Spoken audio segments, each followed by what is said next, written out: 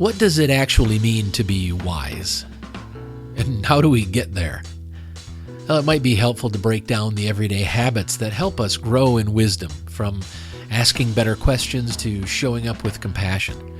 Because let's face it, the world doesn't need more know-it-alls. It needs more wise ones. Welcome to another bonus edition of the MTB Podcast, a segment of the weekly episode that I call Afterthoughts. This is my favorite part of these weekly presentations because it gives me a chance to dig a little deeper into something that came up during the main episode. So let's talk about wisdom. And no, I don't mean fortune cookie advice or that one old guy who starts every story with, "Back in my day." That's not what I'm talking about. Also, wisdom sometimes gets lumped in with intelligence and knowledge, but they're not the same thing. Knowledge is more about information and knowing a bunch of facts. Intelligence is your ability to process those facts. But wisdom is understanding what those facts really mean and why they're important or not, and what you should do with your knowledge. It's understanding when to speak up, how to make something better, and what truly matters in the long run. Now here's the good news. Wisdom isn't just something you either have or don't have. It's not a personality trait. It's like being naturally funny. And it's certainly not a weird quirk like loving pineapple on pizza. It's a skill. It can be learned, practiced, and strengthened over time. Now, people assume that the older you get, the wiser you become. But let's be real. Age alone does not grant you wisdom. If it did, the U.S. Senate would be a shrine of enlightenment, and the current president wouldn't be blathering on like your drunk uncle at the family reunion. So, no, age is not a guarantee of wisdom. In our Bible readings this week that we covered in the main episode, we pulled out some surprisingly useful themes: wisdom, insight, and hope as tools to build something better. Not someday, not after a miracle, certainly not after you're dead, right now. But that kind of meaningful progress doesn't happen by accident. It takes real discernment. It takes thoughtful action. And you guessed it, it takes wisdom. So in this episode of Afterthoughts, we're going to unpack how we actually develop wisdom. One habit, one insight, one facepalm-worthy mistake at a time. So if wisdom is a skill, then how do we develop it? What do we do specifically to turn it into something we can rely on to live better lives? Well, maybe the most important factor in developing wisdom is curiosity, plain and simple. Wisdom starts with wanting to understand and not just know. It's the difference between memorizing trivia and asking, well, why is that true? And who benefits from it being that way? If you're not curious about the world, you'll miss the deeper lessons hiding under the surface. No curiosity, no building blocks, no lessons, and no new perspectives to expand your understanding of the world. Now, the second important factor in developing wisdom is learning how to think, not just what to think. And this one's tricky, especially when we're drowning in clickbait headlines, hot takes, and AI-generated nonsense. Developing wisdom means learning how to evaluate sources, right? Learning how to question assumptions and spot the difference between a well-reasoned argument and a word salad with extra dressing. Now, to be clear, critical thinking doesn't mean being skeptical of everything. It means being thoughtful about some things. It's not about being cynical. It's about being careful with what you accept as truth. And the final building block of wisdom, at least in my opinion, is humility. The wisest people I know are the ones who admit they don't have all the answers. They're not trying to win every debate or dominate every conversation. They're listening and learning and adapting. They know that being wrong isn't some sort of horrible failure. It's actually one of the fastest ways to grow, if you're willing to own it. So if you've ever changed your mind after learning something new, congratulations, you've already started developing wisdom. If curiosity and humility are two of the building blocks of wisdom, then reflection is the mortar that holds it all together. You need to do it as you're building your wisdom, or things will start to crumble and fall apart. Reflection isn't just a passive activity. It's how we process our lives. Whether you're into journaling, thinking while you're taking quiet walks, meditation, or maybe those long rambling conversations where you suddenly figure things out mid-sentence. It all counts. The point is to pause and look at your life from a slight distance. Otherwise, you're just reacting all the time instead of learning and building. And honestly, who needs more knee-jerk reactions in the world right now? And one of the best sources for those wisdom building blocks, are mistakes. Seriously, wisdom is often built from the broken pieces of our biggest mess-ups. The cringier, the better.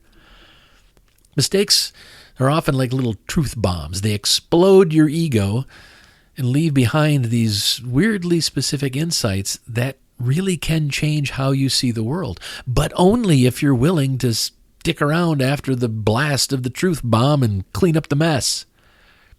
That means owning it, unpacking it, and then asking yourself, okay, what can I learn from this explosion?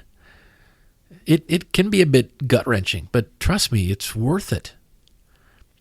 And here's one more building block of wisdom people often overlook, and that's emotional insight. And knowing your feelings, managing them without offloading them onto others or dumping them on others, and recognizing how your emotions color your reactions. That's all serious grown-up stuff. But it's also just deeply human. Being wise doesn't mean being cold or calculating.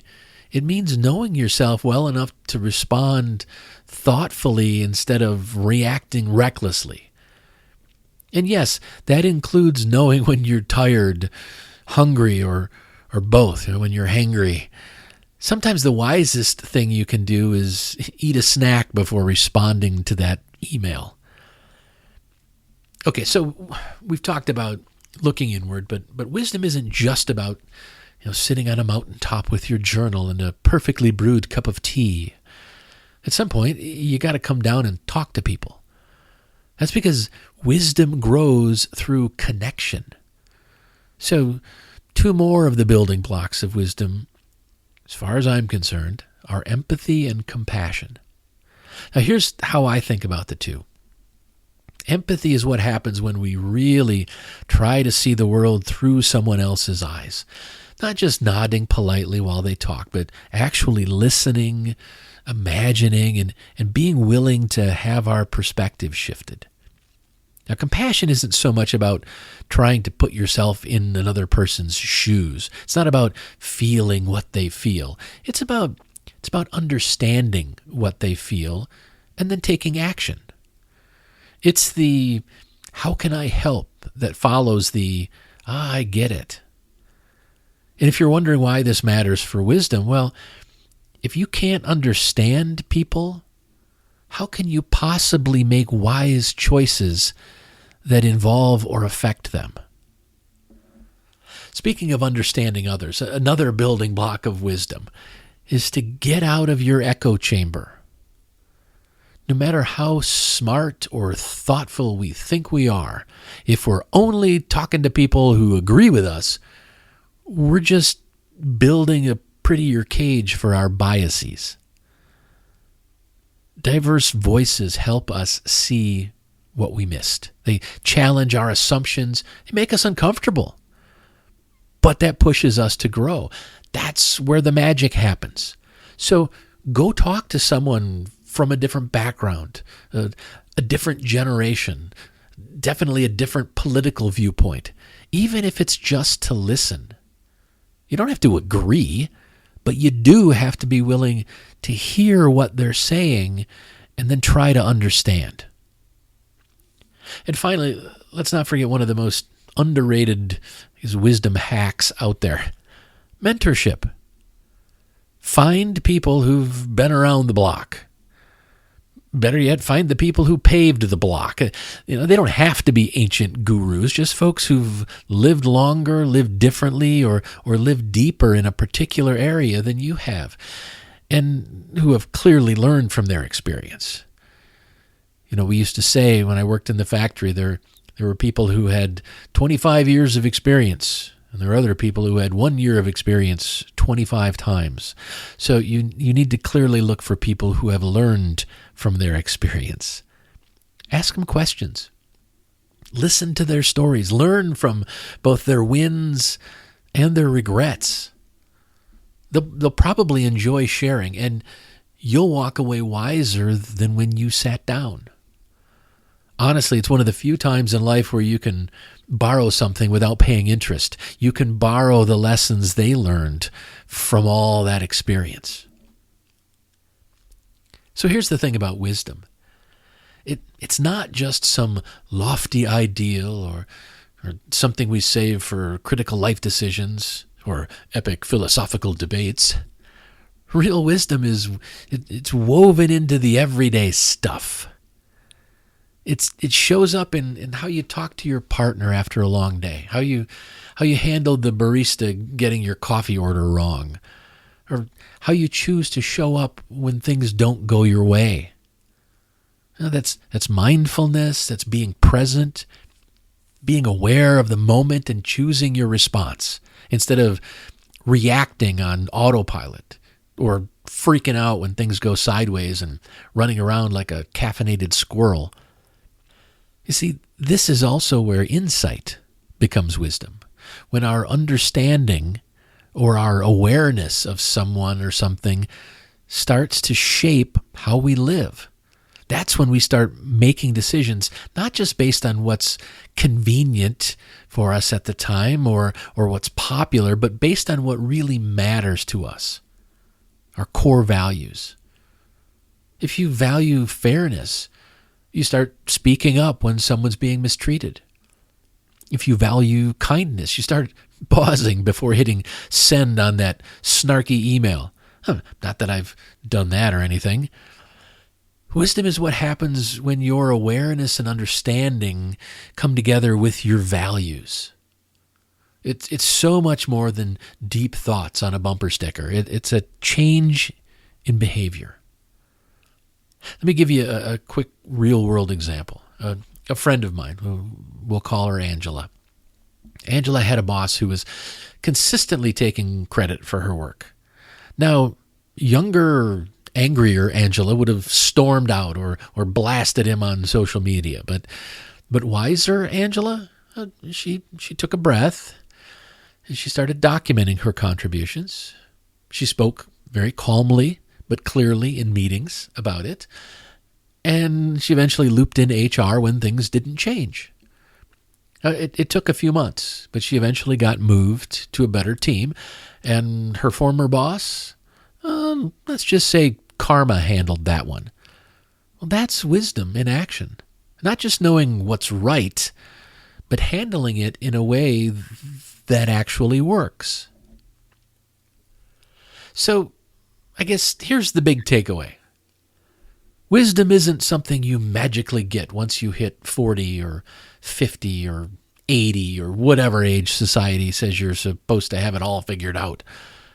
It's not a prize you unlock.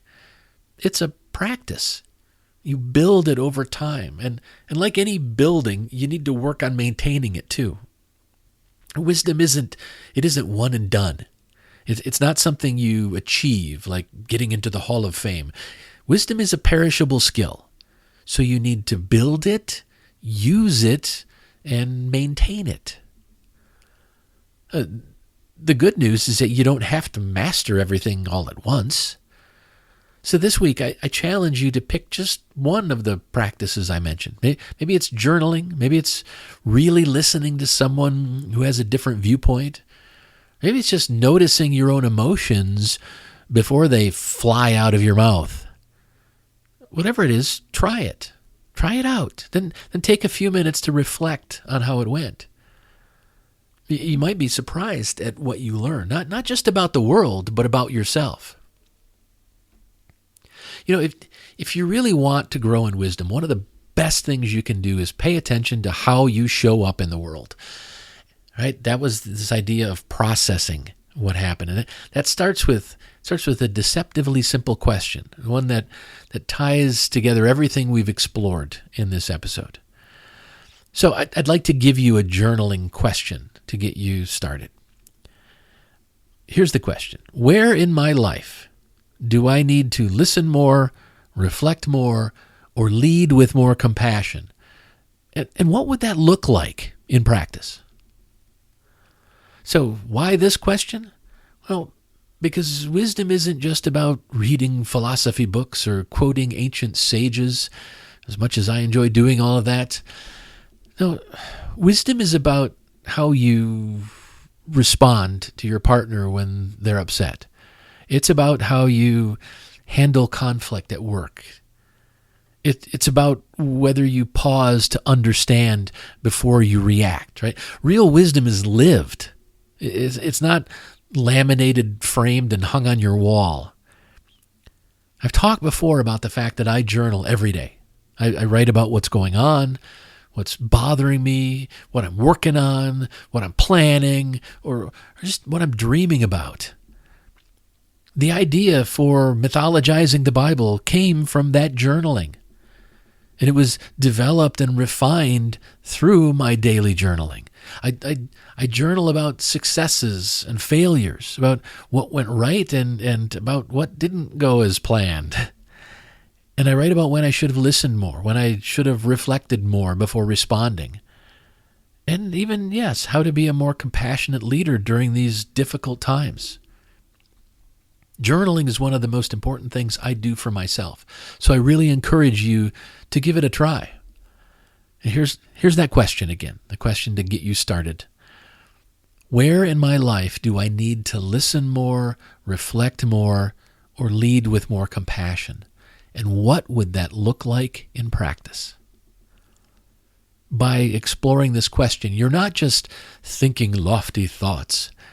You're preparing to act with intention. You're building the kind of insight that helps you show up better in your relationships, show up better for your community, and even in your quietest moments. That's where growth really happens. And that, my friends, is how wisdom is built.